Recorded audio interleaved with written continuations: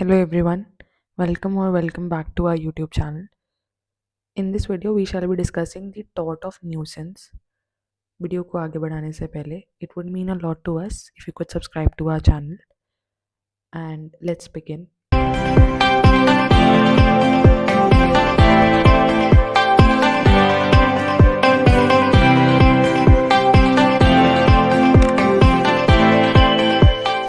Nuisance word एक French word न्यूएरे से derive किया गया है.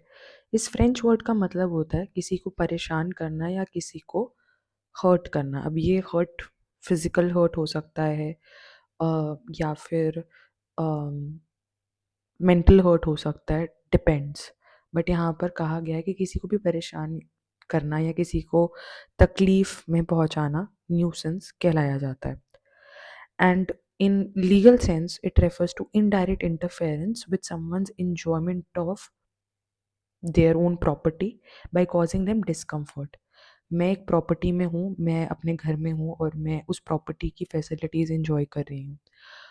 If someone interferes with such an enjoyment and वो मेरे comfort को affect कर रहे हैं adversely, then it is said to be called nuisance. Nuisance को as a tort कमिट करने के लिए कुछ एसेंशियल्स की रिक्वायरमेंट होती है. कब न्यूसेंस एक्चुअली कमिट होता है और एक्शनेबल होता है एज अ टॉर्ट, मतलब अगर ये पर्टिकुलर सिविल रॉन्ग कमिट हो रहा है तो हम उसके अगेंस्ट एक्शन, लीगल एक्शन कब ले पाएंगे. अगर वो एक रॉन्गफुल एक्ट है, something which is not appropriate in the society, which is by general consensus उसको सही नहीं माना जाता. The general public does not consider it as right और सूटेबल फॉर सोसाइटी.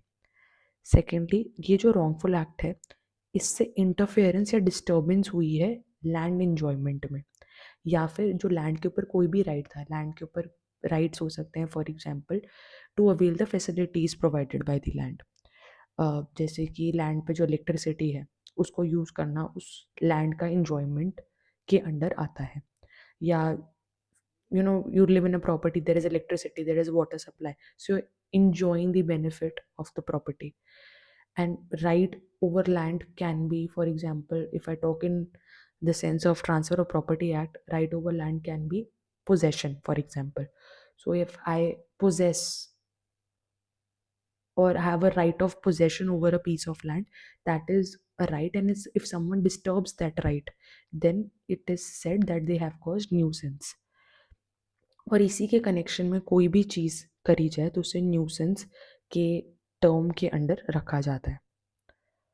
एसेंशियल्स क्या होते हैं न्यूसेंस के? फर्स्टली, जैसे कि हमने प्रीवियस स्लाइड में डिस्कस किया कि एक रॉन्गफुल एक्ट होना चाहिए, कुछ ऐसा जो सोसाइटी के लिए इनअप्रोप्रिएट हो, और ये एक्ट इंटरफेरेंस या डिस्टर्बेंस कॉज करना चाहिए in the use of land और द इंजॉयमेंट ऑफ लैंड, या कोई और राइट जो कि लैंड से कनेक्टेड है उसके साथ इंटरफेरेंस या डिस्टर्बेंस कॉज करे जब हम उस राइट को एक्सरसाइज कर रहे हों.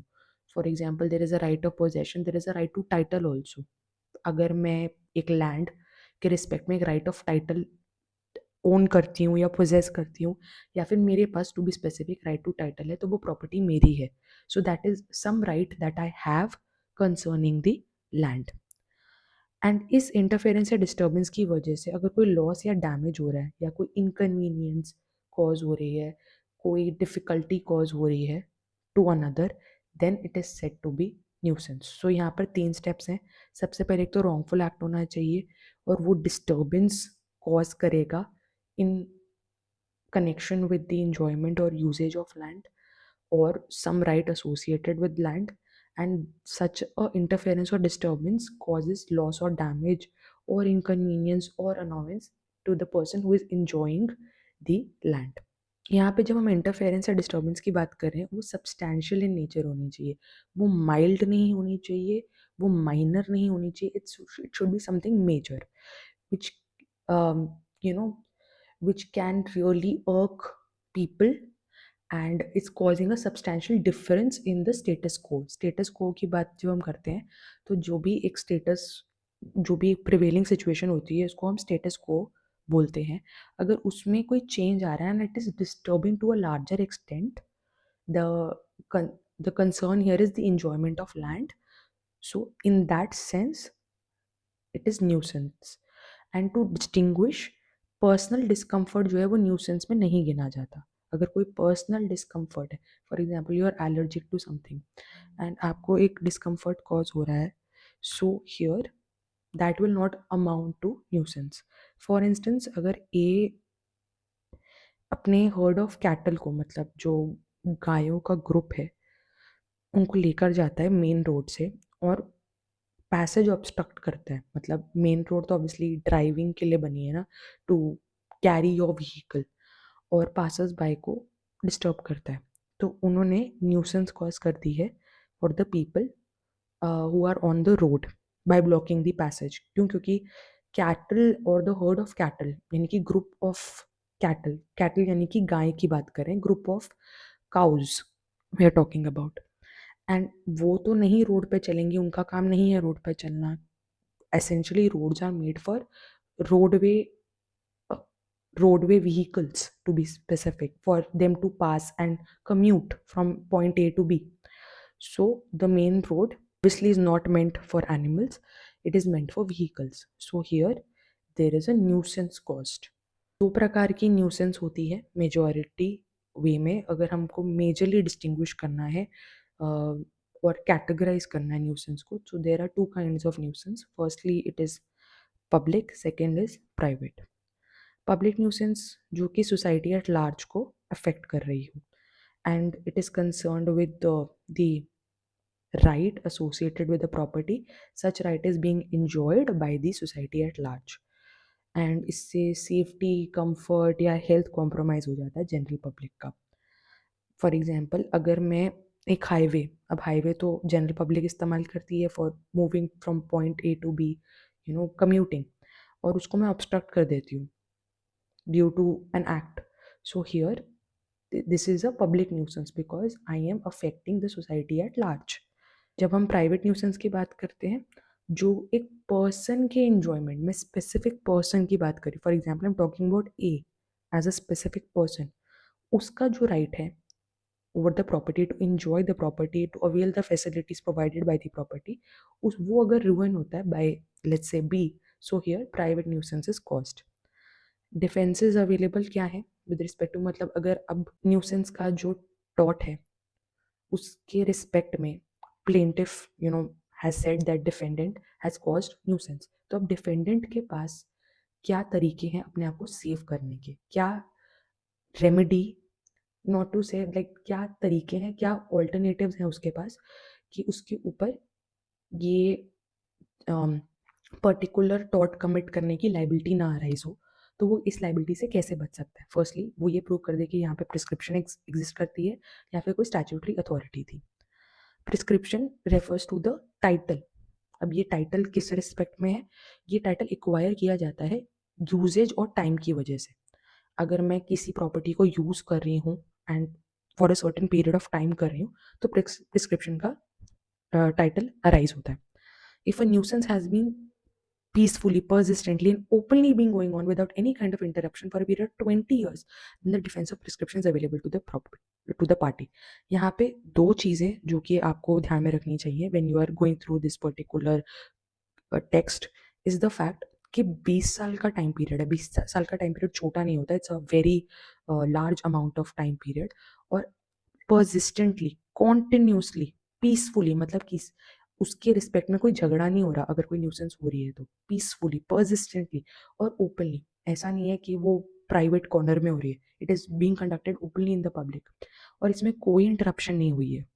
सो here the right of prescription और the title so to speak arises and it is available to the party.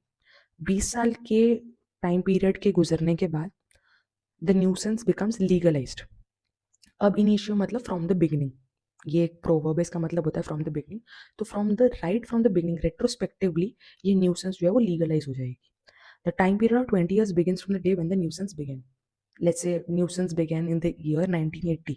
तो अगर 2000 तक, साल 2000 तक न्यूसेंस चल रही है पीसफुली, परसिस्टेंटली, ओपनली और उस पर कोई इंटरप्शन नहीं हुआ है, तो यहाँ पर डिफेंस ऑफ प्रिस्क्रिप्शन अवेलेबल हो जाता है पार्टी को. स्टैट्यूटरी अथॉरिटी की बात करें, अगर कोई स्टैट्यूट है जो कि एक पर्टिकुलर एक्शन को या यूजेज ऑफ लैंड को इन अ स्पेसिफिक वे परमिट करता है या इनकरेज करता है, सपोर्ट करता है। स्टैच्यूट मतलब let's say competition act 2002 is a statute, just quoting an example. So अगर वो कोई पर्टिकुलर एक्ट को सपोर्ट करता है, so that is the authority which is arising out of a statute, the permission which is arising out of a statute. So if a statute supports a particular act or use of land in a specific way, तो जो भी rights जो कि indictment या action के through available हैं वो ले लिए जाते हैं आपसे, प्रोवाइडेड कि रीजनेबल प्रिकॉशन जो है वो एक्सरसाइज करा जा रहा था while the statutory powers were in force. हम जब स्टैचूटरी पावर्स जो हैं, जो स्टैच्यूट से रिलेटेड लोग हैं जो वो पावर्स एक्सरसाइज कर सकते हैं, उनके रिस्पेक्ट में अगर प्रिकॉशन लिया गया है, ध्यान से उन मेजर्स को अप्लाई किया गया है और इवेंचुअली कोई अब्रिजमेंट नहीं हुआ है, तो यहाँ पर all the remedies through indictment और एक्शन आर टेकन अवे.